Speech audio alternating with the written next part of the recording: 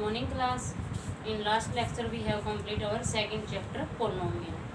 आज हम रिवीजन में हमारा थर्ड चैप्टर स्टार्ट करेंगे pair of linear equation in two variable. इससे पहले बच्चों आप अपना फर्स्ट और सेकंड चैप्टर साथ के साथ कंप्लीट करें, और जो थर्ड चैप्टर आपका दोबारा से रिवीजन के लिए स्टार्ट किया जा रहा है उसको अगर किसी बच्चे ने पहले नहीं किया है तो अपना अटेम्प्ट करें, ताकि आगे जो सिलेबस स्टार्ट कंटिन्यू चलेगा उसमें आप कंटिन्यू रहें। अब हम हमारा टॉपिक स्टार्ट करते हैं pair of linear equation in two variable. कल हमने हिंट में भी दिया था पेयर ऑफ लीनियर इक्वेशन, यानी कि हम क्या रीड करेंगे, लीनियर इक्वेशन क्या होती है आपकी जिनमें वेरिएबल की डिग्री हाईएस्ट 1 होती है।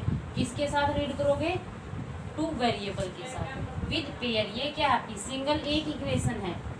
अगर हम सिर्फ इस इक्वेशन को डिस्कस करते हैं तो हमारा टॉपिक सिर्फ यही रहेगा, लीनियर इक्वेशन इन टू वेरिएबल। हम डिस्कस कर रहे हैं पेयर ऑफ लीनियर इक्वेशन, यानी कि पेयर कंप्लीट करने के लिए आपके पास क्या आएगी, एक और लीनियर इक्वेशन मिलेगी सेम वेरिएबल के साथ। Let suppose that is a dash x plus b dash y plus c dash is equal to 0। ये क्या है, ये पूरा दो इक्वेशन है, लेकिन अगर आप इस सिस्टम को पेयर में देखेंगे तो आपके पास सिर्फ एक कंप्लीट पेयर है। अब हम इन लाइंस को देखेंगे with the help of X and Y. Variable की हेल्प से में ये लाइंस कैसा कैसा नेचर दे रही है। आपने 9th क्लास में रीड भी किया होगा। दो लाइंस को अगर आप एक साथ रखते हो तो अगर क्या क्या फिगर मिलती है आपको, क्या क्या रिप्रेजेंटेशन मिलती है। दोनों लाइन एक दूसरे को काट सकती हैं, दोनों लाइन का नेचर कैसा हो सकता है, एक दूसरे के पैरेलल हो सकता है, या फिर दोनों लाइन एक दूसरे को टच करती हुई जा सकती है, दोनों एक दूसरे के साथ। तो ये क्या होंगे, ये अलग अलग टाइप से लाइंस के नेचर हैं दोनों लाइंस के लिए। तो यहाँ से देखो दोनों इन कट कर रही हैं, सिर्फ एक पॉइंट पे इंटरसेक्ट कर रही है ना, तो ये सिर्फ अलग नेचर होगा। ये क्या है, दोनों एक दूसरे से अलग जा रही है, दोनों अलग अलग डायरेक्शन में है। ये कैसी होंगी आपकी पैरेलल लाइन। और यहाँ से दोनों लाइन को इंसिडेंट यानी कि एक साथ मूव कर रही है, तो इसका मतलब कैसा ये नेचर होगा इनका, को इंसिडेंट लाइंस। इस चैप्टर में हम इन लाइंस को ही सॉर्ट आउट करेंगे।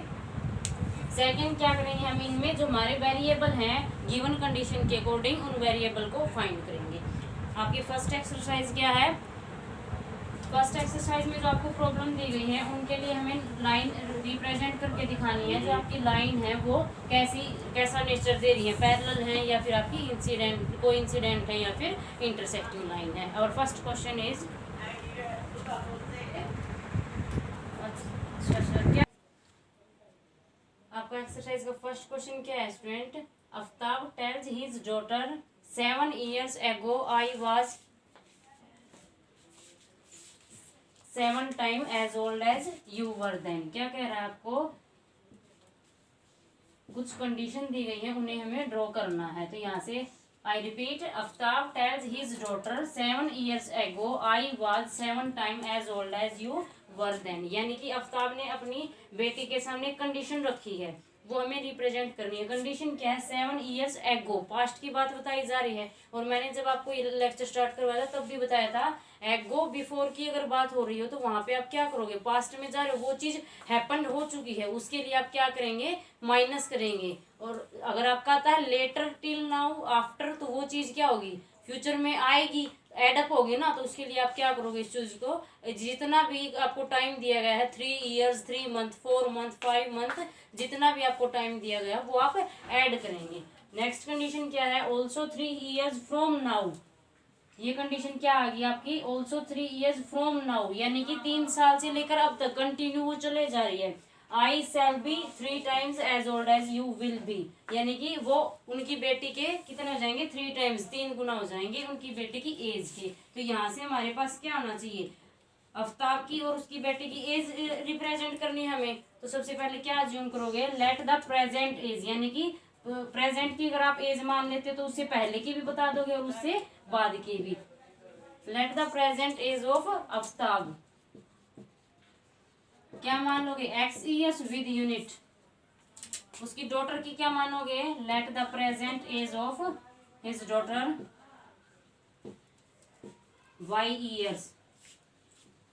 हमें निकालना क्या है, एज ही फाइंड करनी है, एज ही ड्रॉ करनी है। इस प्रॉब्लम को क्या करना है, represent this situation algebraically and geometrically. Algebraically का मतलब होगा ये जो आपकी जनरल फॉर्म है दोनों इस फॉर्म में, और ग्राफिकली ज्योमेट्री का मतलब होगा ग्राफिकली हमें वो चीज रिप्रेजेंट करनी है। अब हम जो आपकी गिवन कंडीशन है उनका यूज करके अलजेब्रिक एक्सप्रेशन निकालेंगे। तो क्या गिवन कंडीशन है, 7 years ago यानी कि 7 साल पहले। तो 7 साल पहले कि आपके पास क्या होनी चाहिए, आफ्ताब और उसकी डॉटर की एज होनी चाहिए। 7 years ago the age of Aftab क्या रहेगी, प्रेजेंट की एज क्या है एक्स, आज के टाइम की एज मतलब प्रेजेंट की अगर आपको एज पता लग जाती है 7 साल पीछे जाओगे, इसका मतलब क्या करोगे, इसमें से आप 7 जितने भी ईयर्स 7 ईयर्स, यहाँ पे हमें 7 ईयर्स दिया गया तो हम 7 यूज करेंगे। जितना भी टाइम आपको दिया गया है ईयर्स में मंथ में, उसको कन्वर्ट करके आप क्या करोगे, पीछे जा रहे हैं आप तो उसके लिए क्या करेंगे, माइनस कर देंगे। तो एक आफ्ताब की एज क्या बनेगी, द एज ऑफ आफ्ताब क्या रहेगी, एक्स माइनस 7 ईयर्स। सेकंड क्या कह रहा है, 7 years ago डॉटर की क्या रहेगी, 7 years ago आफ्ताब की डॉटर की क्या रहेगी, y माइनस 7 years। क्यों, क्योंकि हमने जो प्रेजेंट की दोनों की एज मानी हुई वो कितनी है, x ईयर्स और y ईयर्स। तो हमें 7 साल पीछे जाना, तो उसके लिए क्या करोगे, दोनों में से 7 माइनस कर देंगे। नेक्स्ट कंडीशन क्या है, अब इस ये जो एज मिल गया आपको, इसके ऊपर क्या कंडीशन बोली गई है, I was 7 यानी कि Aftab was 7 time age old age his daughter. तो यानी कि 7 टाइम किसकी एज का 7 टाइम है, वो खुद की बेटी की एज का कितना है, 7 टाइम। तो यहाँ से कंडीशन क्या बन जाएगी, x माइनस 7 यानी कि एज ऑफ आफ्ताब की इसकी 7 टाइम्स, टाइम्स का मतलब क्या होगा, उसका इतने टाइम्स गुना हुई है, तो वहां से क्या करोगे, उसकी मल्टीप्लाई कर दोगे। ये आपको क्या मिल जाएगा, फर्स्ट एक्सप्रेशन मिल गया। Now we will sort out this, क्या मिलेगा, 7y माइनस 49। यहाँ से क्या मिल गया, x minus 7 minus 7 plus 49 is equal to 0।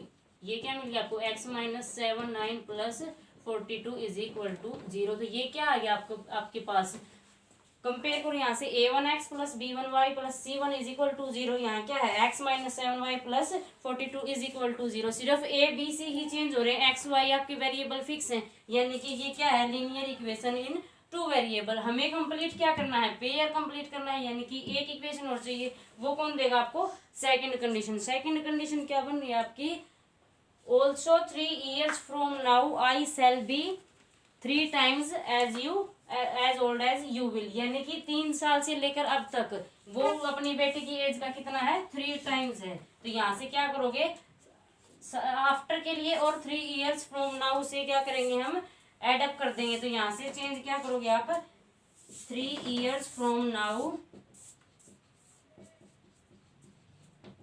As of Aftab क्या रहेगी,